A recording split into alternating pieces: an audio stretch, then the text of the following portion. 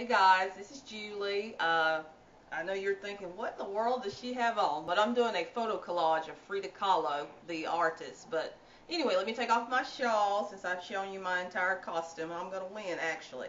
Let me sit this over to the side. Today we're going to do my shea butter mix. I've had several people that have asked about that. It's nothing special. These are just the things that I use and the things that I like. The reason that I'm going to use all the things that I'm going to put in there, mainly because this is going to be an extra hot summer. I changed a few of the ingredients that I normally use, and the essential oils that I'm going to use are used because they not only relax the skin and the mind, they help kind of decrease anxiety and stress. And sometimes, you know, being overheated, and you get kind of fussy in the summer, we want to be as calm as possible, So we're going to get started on my shea butter mix. I guess that would be the title of the video, I don't know. But we're going to pan down to the table and we're going to get started. Let's come up closer, young man. Thank you so much. In the bowl, we already have a 3/4 cup of shea butter.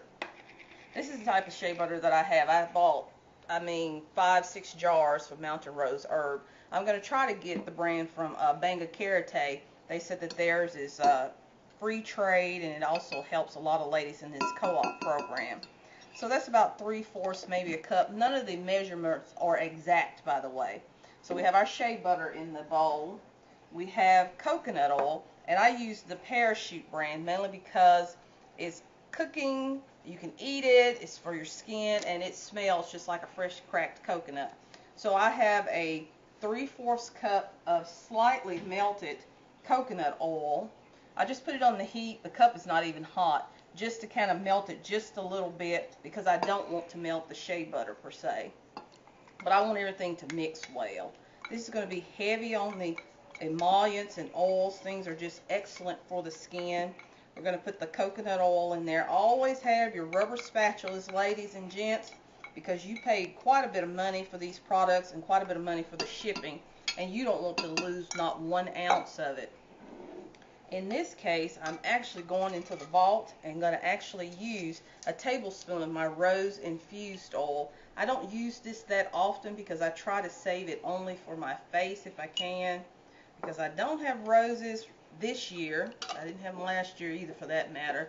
I'm being a poor gardener where roses are concerned. I don't know if it's because it's too hot or just what's going on. Okay, we have the infused rose oil.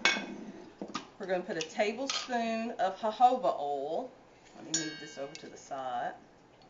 Tablespoon of jojoba oil. Really simple, really easy to mix. We're going to put a tablespoon of the lavender infused oil. You've seen how I've done the lavender infused oil, or talked about it for 10,000 years, it seems. Lavender infused oil. We're also going to put a tablespoon of the avocado oil, unrefined, nice and green. This stuff is so excellent for the skin. So many vitamins. See how thick that is? That stuff is excellent, excellent, excellent. All those clacking noises, we'll come back to that. We don't even want to lose any off of the spoon. We're also going to use castor oil. This is just so simple. You don't have to use these exact oils. These are just the oils that I use mainly for my skin, mainly for my hair. And the reason I do my shea butter mix this way is because I use it from top to bottom. I also sometimes use it to give my face a nice deep treatment, because it works so well. Evening primrose, especially for mature skin, evening primrose cannot be beat. Drop there. There we go. We're going to use a teaspoon of the evening primrose, and that's just a clear oil also. Tomato oil, kind of a thicker oil. I keep it in the refrigerator mainly because it has a, 14-month shelf life, plus I had to pay a penny or two for that. This one is a little bit on the thicker side. I think this is from one of the islands. I don't remember if it was Hawaii or Tahiti, that they use a lot for their skin and hair. So I've been to Hawaii and thought, man, they do have beautiful skin and hair. We're going to use rose hip seed oil. And that one is a little bit on the orange side, mainly because it comes from those rose hip seeds. If you have roses, you kind of know what I'm talking about. And let me get that off the spoon. And the meadowfoam seed oil, I'm going to list the properties of most of these, not all of them. This one is more thick, and I meant to take it out of the refrigerator a little earlier, but I didn't. So that's really about a teaspoon, maybe a little bit more than a teaspoon. So we have all of our oils in that we're going to use, and we get those off the spoon.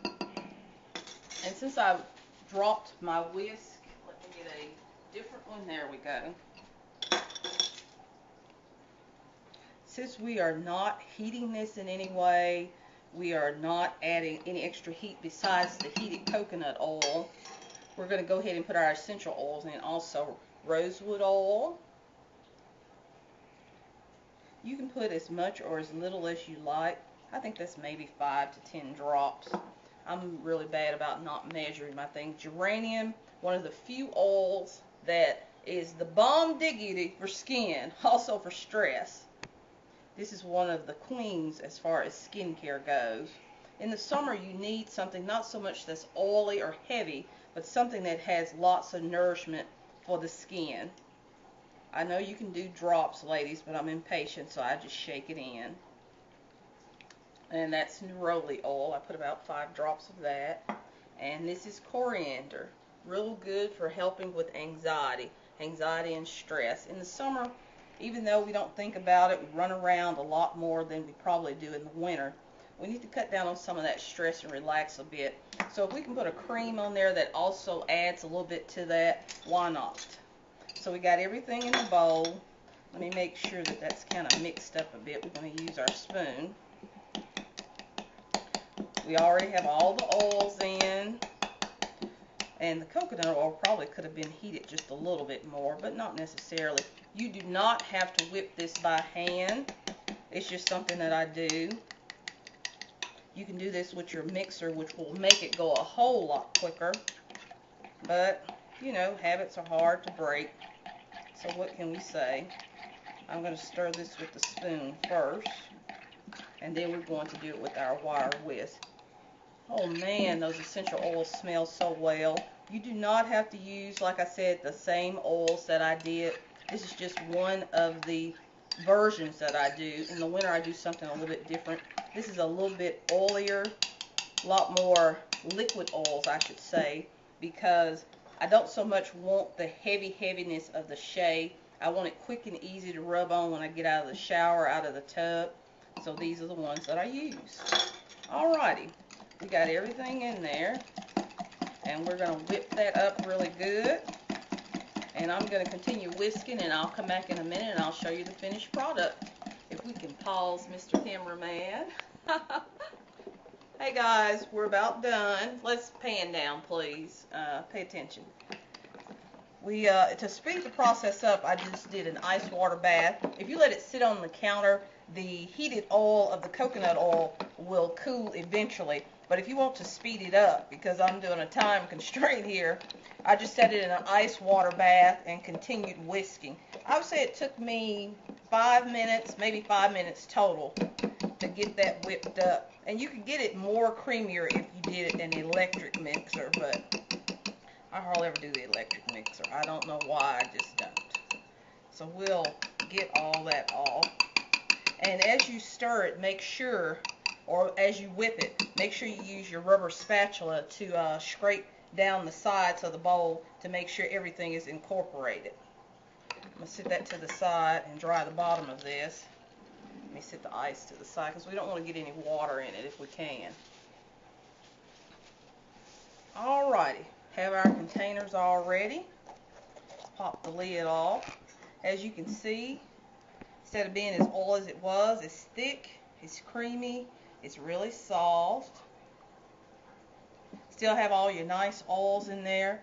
Aroma is excellent, excellent, excellent, excellent. And we're just going to fill our containers. Now, if you buy synthetic scents or scents that you really like, you can stir those in once it starts to thicken up a bit.